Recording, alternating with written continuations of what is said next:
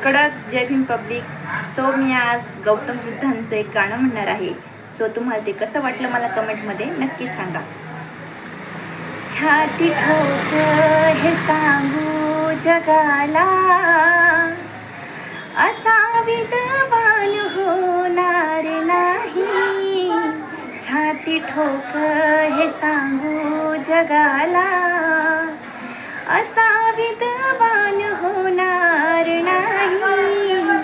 कुणी झालाच हो, कुणी झालाच हो, कुणी झालाच विद्वान मोठा.